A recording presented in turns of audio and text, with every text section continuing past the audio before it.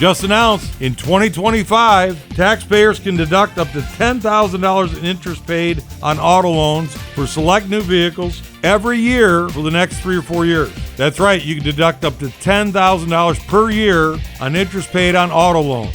Not all vehicles will qualify and not all clients will qualify.